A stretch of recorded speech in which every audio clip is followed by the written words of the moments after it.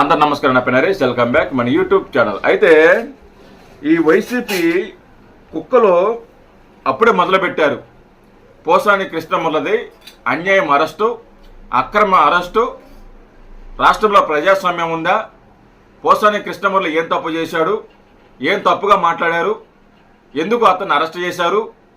ఇది కావాలనే పోసాని కృష్ణమురళి మీద కక్ష సాధింపు, కావాలని అరెస్ట్ చేస్తున్నారు అని చెప్పేసి ఎప్పుడైతే పోసాని కృష్ణమురళి అరెస్ట్ అయిన వార్త బయటకు వచ్చిందో అప్పటి నుంచి కూడా ఈ వైసీపీకి సంబంధించిన కుక్కలు ఒక్కొక్కరుగా ప్రెస్ మీడియా ముందుకు వచ్చి దీన్ని అక్రమ అరెస్టు, మేము దీన్ని ఖండిస్తున్నాము, పోసానికి మేము సపోర్ట్గా ఉంటాము, పోసానికి మేము సపోర్ట్ చేస్తాము, పోసాని ఏం చేయలేదు, ఎవరిని ఏ తప్పు మాట్లాడలేదు, ఎవరిని ఏ బూతులు తిట్టలేదు, ఎవరు దుర్భాషలాడలేదు, ఏ మహిళల గురించి మాట్లాడలేదు, ఏ ఇంట్లో మహిళల గురించి పోసాని మాట్లాడలేదు, చాలా మంచిగా ప్రశ్నించారు, మంచిగా నిలదీశాడు. అంతేగాని ఇంట్లో ఉన్న మహిళలు కానీ లేకుంటే చంద్రబాబు నాయుడు గారిని కానీ లోకేష్ గారిని కానీ పవన్ కళ్యాణ్ గారిని ఎవరిని కూడా దుర్భాషలు ఆడలేదు అని చెప్పేసి నిన్నటి నుంచి కూడా ఈ వైసీపీకి సంబంధించిన కుక్కలు బయటకు వచ్చి మరుగుతూ ఉన్నాయి. ఇష్టం వచ్చినట్టు మరుగుతున్నాయి చంద్రబాబు నాయుడు గారి మీద, పవన్ కళ్యాణ్ గారి మీద, లోకేష్ గారి మీద.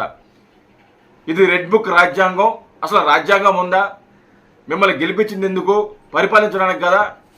పరిపాలించడానికి చేత కాకుండా ఇలా కక్ష సాధింపు చేస్తున్నారు, టాపిక్ డైవర్ట్ చేస్తున్నారు అని చెప్పేసి నానా రకాలుగా ఈ వైసీపీ కుక్కలు మాట్లాడుతున్నారు. వాళ్ళకి నిజంగా సిగ్గు శరం అది ఏమి ఉండదన్నమాట. ఎవరు ఎన్ని మాట్లాడినా, ఎన్ని బూతులు మాట్లాడినా వాళ్ళని ఏం చేయకుండా సైలెంట్గా ఉంటే మనం మంచోళ్ళమి, వాళ్ళని అరెస్ట్ చేస్తే మనం చెడ్డోళ్ళమి. పోసాని కృష్ణమురళి అనేవాడు ఎంత దారుణంగా మాట్లాడారో మీకు తెలుసా?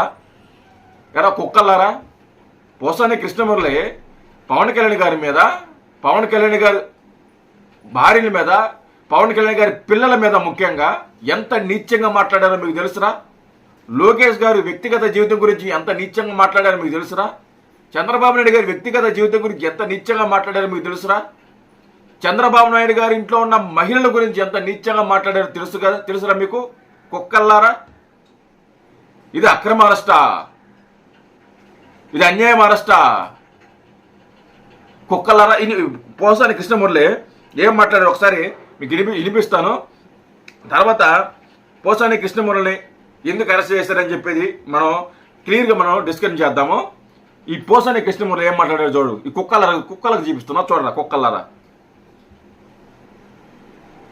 పవన్ కళ్యాణ్ సైకో వెధవకి చెప్తున్నా, ఒరే సైకో వెధవా, నీకు ఆడపిల్ల ఉంది. పవన్ కళ్యాణ్ గారు, ఒరే సైకో ఎదవా, ఒరే పవన్ కళ్యాణ్ నీకు ఆడపిల్ల ఉంది, చెప్తాం.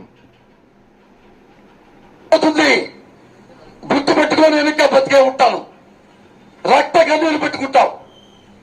దరిద్రపు నా కొరక,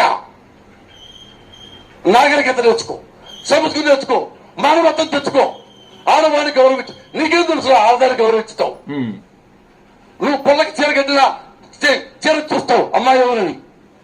ఎంత దారుణమైన మాటలంటే చాలా దారుణమైన మాటలు. ఇప్పుడు పదం మాట్లాడే కదా, ఆ పదం ఎంత దారుణమైన పదం అంటే మీకు అందరికి తెలుసు. ఇలాంటి నీచంగా మాట్లాడిన వాడిని క్షమించి వదిలిపెట్టేయాలా? ఇలాంటి వాడిని అరెస్ట్ చేయకూడదా? వీడు ఏ బూతులు మాట్లాడలేదా? వీడు ఏ తప్పు చేయలేదా? వీడి సొంత పూసా? ఇంకా ఉన్నాయి చూడండి. మార్కు నువ్వు వెతికించాలి, తీసేయి. నీకు కుదరకపోతే నువ్వు రాజకీయాల నుంచి వెళ్ళిపోయి ఏ సావైనా చావు. ప్రైవేట్ జీవితం నీ వ్యక్తిగతం, రాజకీయాలు పబ్లిక్. ఏదో మాట్లాడదుకే కదా అప్పుడు సీసీలు కుట్టారు, తొలిసభ్యులు సీసీలు కుట్టారని. ఎందుకు బికాస్ ఇది పవన్ కళ్యాణ్ గారిని ఉద్దేశించి పవన్ కళ్యాణ్ గారి ఇంట్లో ఉన్న పవన్ కళ్యాణ్ గారి కూతుర్ల గురించి వీడు మాట్లాడిన మాటలు పోసాని కృష్ణమురళి. అలాగే చంద్రబాబు నాయుడు గారి గురించి, నారా లోకేష్ గారి గురించి ఎంత దారుణంగా మాట్లాడారో అది కూడా వినిపిస్తుంది. అది కూడా చూడండి. పెట్టుకుంటావు దరిద్రపు నా కొరక, నువ్వు పొల్లకి చీర కట్టినా చీర చూస్తావు అమ్మాయి ఎవరని. నీచుగా పవన్ కళ్యాణ్ లాంటి తొమ్మిది వచ్చే కొడుకు అసలే ఈ లోకంలో క్షేమాన్ని పవన్ కళ్యాణ్ సిక్కులేని నా కొరక. ఆ పార్టీ నాదనే లాగేసుకోవడానికి అమ్మాయిలు పంపించాడు, పార్టీ లాగేసుకున్నారు. రామారావు చంపేశారు. చంద్రబాబు నాయుడు గారి గురించి పార్టీ లాగేసుకోవడానికి, పార్టీని దక్కించుకోవడానికి చంద్రబాబు నాయుడు గారు అమ్మాయిలు పంపించారని చెప్పేసి లోపల నా కొడుకు మాట్లాడుతున్నాడు. వీడి దగ్గర ఆధారాలు ఉన్నాయా? ఆధారాలు లేవు. మాట్లాడు, దీని గురించి మాట్లాడతాను, నేను చెప్తాను. ఇది నీకు తెలీదా? నువ్వు రాజకీయ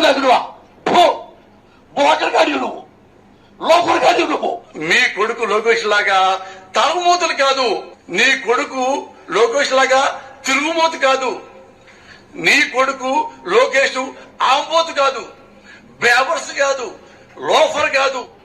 నేను చూపించింది 2 వీడియోలే. ఇలాంటి వీడియోలు పుల్లలుగా ఉన్నాయి, చాలా వీడియోలు ఉన్నాయి.